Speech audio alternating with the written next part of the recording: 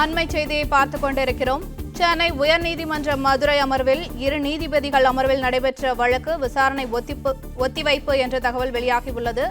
திருப்பரங்குன்றத்தில் தீபத்தூணில் தீபம் ஏற்றும் விவகாரத்தில் மேல்முறையீட்டு வழக்கு தேதி குறிப்பிடாமல் ஒத்திவைப்பு என்ற தகவல் வெளியாகியுள்ளது. இது குறித்த கூடுதல் விவரங்களை எமது செய்தியாளர் மாணிக்கம் வழங்க கேட்கலாம். வணக்கம் மாணிக்கம், விவரங்கள் என்ன?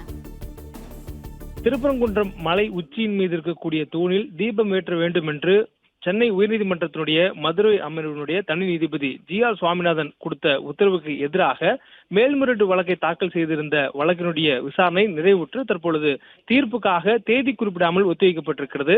மதுரை திருப்பரங்குன்ற கோயிலிலே கார்த்திகை தீபம் ஏற்றுவதற்கான அந்த வழக்குல தற்போது அந்த அனைத்தரப்பு வாதங்கள் நிறைவு பெற்றிருக்கிறது. இந்த வழக்கினுடைய தொடக்கத்திலிருந்து விசாரணையானது மேற்கொள்ளப்பட்டு வருகிறது. குறிப்பாக 5 நாட்களாக இந்த மேல்முறையீட்டு மனுவானது விசாரணைக்கு எடுத்துக் கொள்ளப்பட்டிருந்தது.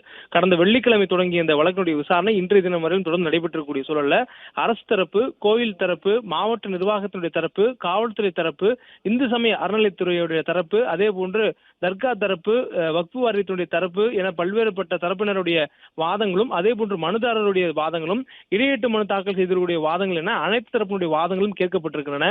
விரிவான விசாரணை நடத்தப்பட்டிருக்கக்கூடிய சூழல்ல அடுத்ததாக இந்த வழக்கினுடைய தீர்ப்புக்காக தேதி குறிப்பிடாமல் ஒத்திவைக்கப்பட்டிருக்கிறது. மேலும் அனைத்து வாதங்களையும் எழுத்துப்பூர்வமாக தாக்கல் செய்ய நாளை தினத்துக்கு தாக்கல் செய்ய 2 நீதிபதிகள் உத்தரவை பிறப்பித்திருக்கிறார்கள். மேலும் இந்த வழக்கு எழுத்துப்பூர்வமான வாதங்கள் தாக்கல் செய்யப்பட்டதுக்கு பிறகாக தீர்ப்புக்காக பின்னர் பட்டியலிடப்படும் என்றும் தெரிய வந்திருக்கிறது. தற்போதைய சூழலில் இன்றைய தினம் வாதத்தை பொறுத்தவரையிலும் தமிழ்நாடு அரசு தரப்பினுடைய தமிழ்நாடு அரசு தலைமை வழக்கறிஞர் வாதங்களை முன்வைத்திருந்தால், குறிப்பாக இந்த வாதங்களின் பொழுது 20 நிமிடங்கள் தனக்கு வாய்ப்பு கிடைத்தால் போதும் தனது இறுதி வாதத்தை முன்வைக்கிறேன் என்று குறிப்பிட்டிருந்தார். ஆனால் தொடக்கத்திலேயே நீதிபதிகள் அவருக்கு போதுமான அவகாசம் எடுத்துக் கொள்ளுமாறு அறிவுறுத்தியதை அடுத்து அவருடைய வாதத்தை முன்வைக்க தொடங்கியிருந்தார். அந்த வாதங்கள்ல முறைப்படி இந்த கோவிலில் தீபம் ஏற்றக்கூடிய விவகாரத்தை முறையாக அரசு கையாண்டிருப்பதாகவும், அதே நேரத்தில் கோவில் தீபம் ஏற்றுவதற்கான உத்தரவை தனி நீதிபதி கொடுப்பதற்கான வாய்ப்புகள் இல்லை, அவருக்கான அந்த அதிகாரமும் இல்லை.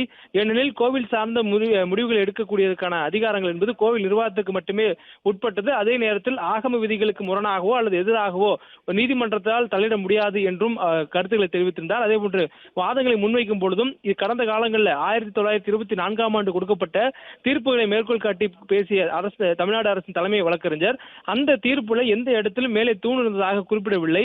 அப்படி இருக்கும் பட்சத்தில் பாரம்பரியமான தீப தூண் என்று எப்படி அதை குறிப்பிட முடியும்? மேலும் அந்த இடங்களில் தீபம் ஏற்றியதற்கான எந்த ஒரு ஆவணங்களையும் மனுதாரர் சமர்ப்பிக்காத பொழுது உரிய முறையில் தாக்கல் செய்யப்படாத மனுவுக்கு உறுதியான ஆவணங்கள் ஏதும் இல்லாத சூழல்ல தனி நீதிபதி தீர்ப்பினை கொடுத்திருக்கிறார். எனவே அந்த உத்தரவை ரத்து செய்ய வேண்டும் என்று தமிழ்நாடு அரசு தலைமை வழக்கறிஞர் வாதங்களை முன்வைத்து பல்வேறு ஆவணங்களை மேற்கோள் காட்டியிருந்தார். தொடர்ந்து மனுதாரர் தரப்பிலிருந்து இதுக்கு கடுமையான எதிர்ப்புகள் சொல்லப்பட்டிருந்தது. மேலும் அனைத்து தரப்பினுடைய வாதங்களும் தற்பொழுது நிறைவேற்றக்கூடிய சூழலில் நாளை தினம் அனைத்து தரப்பினுடைய வாதங்களையும் எழுத்துப்பூர்வமாக தாக்கல் செய்வதற்கு நீதிபதிகள் உத்தரவிட்டிருக்கின்றனர். மேலும் வழக்கினுடைய விசாரணை என்பது நிறைவேற்றக்கூடிய சூழலில் தீர்ப்புக்காக தேதி குறிப்பிடாமல் ஒத்திவைக்கப்பட்டிருக்கிறது.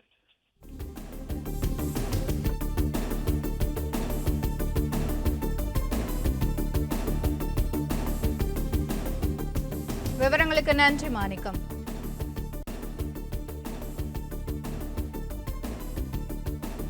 பிளே ஸ்டோர் மற்றும் ஆப் ஸ்டோரில் இருந்து பாலிமர் செயலியை QR கோடு மூலம் பதிவிறக்கம் செய்யுங்கள்.